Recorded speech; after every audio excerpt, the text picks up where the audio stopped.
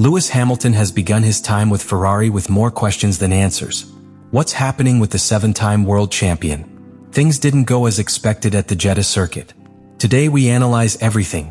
His performance, the conflict with Albon, the SF25's problems, and what Ferrari has to say about them. The first day of racing at the 2025 Saudi Arabian Grand Prix was a real headache for Lewis Hamilton. The Briton, in his first season with Ferrari, endured a day filled with frustration and doubt on a circuit that, in theory, should have favored the SF25. During the first free practice session, Hamilton barely managed to secure an 8th-place finish. A mediocre result considering his teammate, Charles Leclerc, finished third, half a second ahead. This contrast set the tone for what would be a complex day for the 7-time world champion. The cameras captured him constantly making corrections in fast corners, which already indicated that he wasn't comfortable with the car. But the worst came in the second session. Hamilton not only didn't improve, but fell to 13th place, more than a second off the best time set by Lando Norris. His gap to Leclerc even widened to more than 0.6 of a second. The numbers were alarming, but Hamilton's gestures spoke volumes. Discontent, discomfort, and a clear disconnect with the SF25. Amid this poor performance, a tense moment arose with Alex Albon. The Williams driver encountered Hamilton's Ferrari traveling slowly in the middle of turn 18 while he was on a flying lap. Albon had to brake suddenly and avoid the Briton to avoid a collision. The radio reaction was immediate and explosive.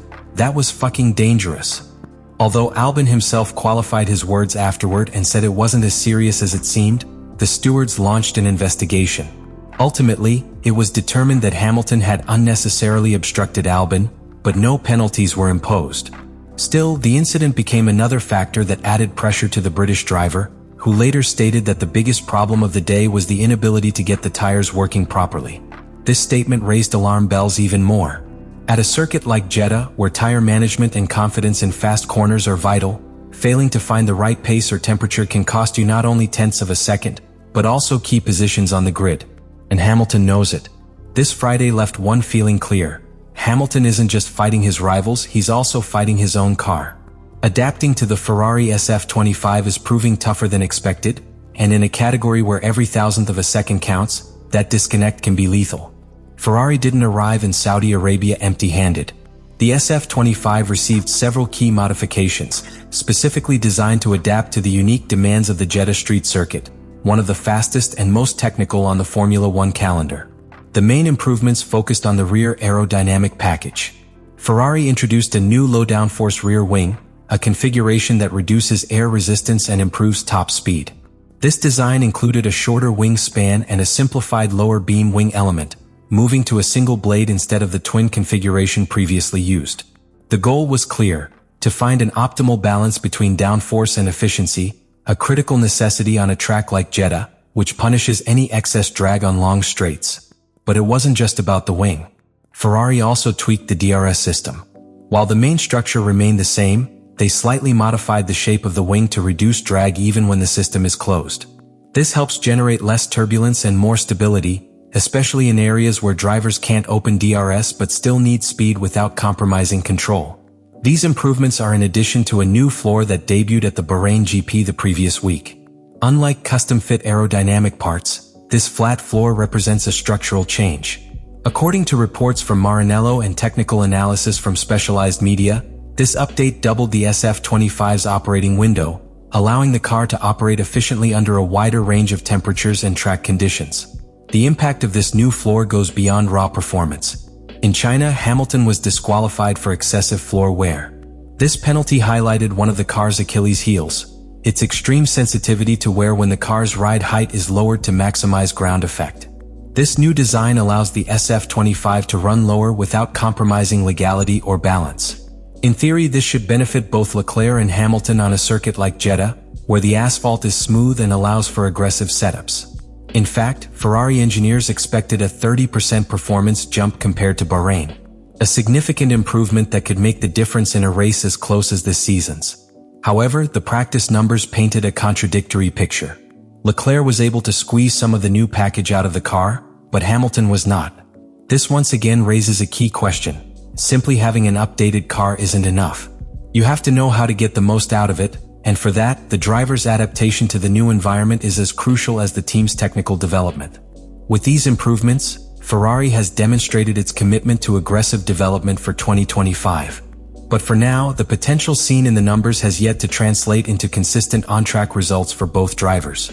While Leclerc seems already in sync with the SF25, Hamilton continues to search for that sweet spot that allows him to drive with confidence, aggression, and consistency. Lewis Hamilton is no rookie. He's a 7-time world champion and has faced all kinds of conditions, cars, and rivals. However, the transition to Ferrari in 2025 is making it clear that even the greatest drivers need time to adapt when faced with a car with a completely different philosophy. The Ferrari SF25 is not an easy car. It has a narrow operating window, demands a specific driving style, and severely punishes any mistakes.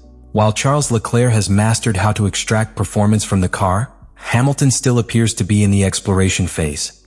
The difference starts with the basics, the way the SF25 generates downforce. This car is designed to perform at its best when kept extremely low to the ground. This requires very precise driving, especially in fast corners. The problem for Hamilton is that his style, honed over more than a decade with Mercedes, is based on aggressive entry and full utilization of front-end grip. The Ferrari, on the other hand, responds best to smooth entry, clean lines, and progressive throttle use. During practice in Jeddah, Hamilton appeared uncomfortable in several long left-hand corners. He was seen constantly correcting, straying from the optimal line, and losing time in areas where Leclerc was more fluid. This not only affects lap times but also undermines driver confidence. When a car doesn't perform as expected, defensive driving begins. You brake early, hesitate when accelerating, and lose tenths of a second, which in Formula 1 is the difference between Q3 and early elimination. A technical commentator summed it up accurately: Hamilton needs to understand that he can't push this car to the limit like he did with the Mercedes. He has to drive it at 90% like Leclerc does to keep the car stable and deliver its best. That phrase describes the current situation. It's not just about speed. It's about understanding, adaptation, and patience. This process is complicated by external pressure. Every weekend, every session is evaluated by millions. Every tenth of a difference with Leclerc becomes a headline.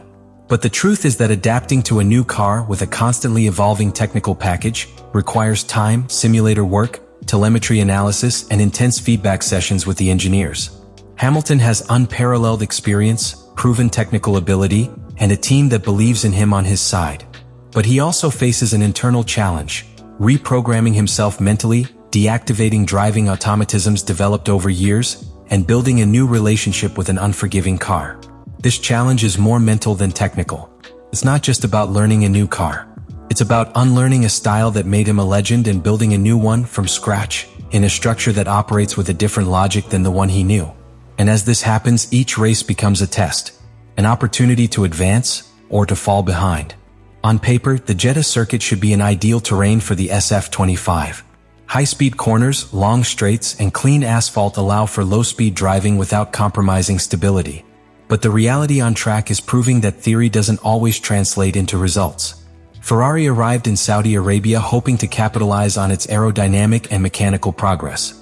The new surface introduced in Bahrain, along with the specific settings for the Saudi Arabian layout, generated internal expectations of a considerable improvement in performance. However, practice revealed a more complex picture. While Charles Leclerc managed to stay close to the leaders, Lewis Hamilton fell behind, visibly uncomfortable with the car's behavior in several key sections of the circuit. One of the first warning signs was the lack of rotation in the SF25. In fast corners like those in the first sector, where multiple changes of direction are linked between turns 1 and 4, the car showed some resistance to turning immediately. This forces drivers to adjust their line or lose time at the apex, which is severely penalized on a track like Jeddah, where minimum corner speed is essential to maintain pace. Adding to this problem is the instability of the rear axle. In sections like the Snake, the sequence of fast corners between turns 5 and 9, the car was unstable. This instability creates a feeling of unpredictability behind the wheel. Any slight correction can cause loss of traction, and in these cars, a sudden movement is enough to trigger an off-track exit or a spin. Onboard cameras showed Hamilton struggling to maintain control, constantly adjusting the steering. Another critical point is turn 13, a long, banked corner where a balanced car is needed to maintain speed without overloading the rear tires. Teams like McLaren and Mercedes were particularly strong in this section. In contrast, Ferrari lost valuable time, in part because it hasn't yet fully resolved the issues of aerodynamic weight distribution between the axles. The SF25 tends to put more weight on the rear axle, which reduces precision on corner entry and compromises exit. The lack of front-end grip is also limiting the car's potential. This is especially evident during mid-braking and corner entry, where drivers need a reactive front end to nail the steering and keep the car on the ideal line. While Leclerc has managed to compensate for this deficit by adjusting his style, Hamilton is still trying to find the confidence to push the car in these areas without compromising overall stability. The Jeddah circuit rewards aerodynamic efficiency, but also punishes any weaknesses in balance and traction. It's a track that demands precision, confidence, and a car that feels solid in all sectors. Ferrari has the speed, but it's not yet fully in control. That's the difference between being in contention for pole position or being stuck in the middle of the field. This context explains why Friday's results left mixed feelings in the Maranello garage. The potential is there, the improvements are working, but persistent problems adapting to the circuit continue to affect actual performance. For Ferrari, Jeddah represents an opportunity to demonstrate that the SF25 offers more than just technical promises. And for Hamilton, it is the definitive proof that adapting is not just a matter of time, but of understanding every detail that makes this car perform as it should. The first day of the 2025 Saudi Arabian Grand Prix left many more questions than answers for Ferrari, and especially for Lewis Hamilton. Expectations were high. The context was favorable. The Jeddah circuit, in theory, was tailor-made for the SF25. But what was experienced on track was something else. A combination of lack of confidence, adaptation issues, and a car that still doesn't respond with the consistency needed to fight for the top. The practice sessions exposed the cracks in a duo still under construction. While Leclerc was able to adapt to the particularities of the car and the track, Hamilton continues to struggle to connect with a car that doesn't handle like the Mercedes he's been accustomed to for over a decade. The time difference, the incident with Albon, and his own subsequent statement reflect a driver in transition. Neither lost nor surpassed, but in the midst of a rediscovery phase. And yet, the potential is there. The improvements Ferrari introduced in Bahrain and Jeddah are working. These aren't empty promises. The SF25 has made a leap forward in terms of aerodynamic efficiency, operating window, and floor reliability. The problem is that this progress has yet to translate into consistency for both drivers. And while one finds his rhythm, the other is still searching for answers. For Hamilton, this Grand Prix could mark a turning point. If he can connect with the car before qualifying, there's still room to salvage the weekend. But if the problems persist, the narrative will begin to change. It will no longer be just a question of adaptation. People will start talking about pressure, constant comparisons with Leclerc, and whether this switch to Ferrari was really the right decision. And that's the real dilemma. Because what's at stake isn't just the result of one race.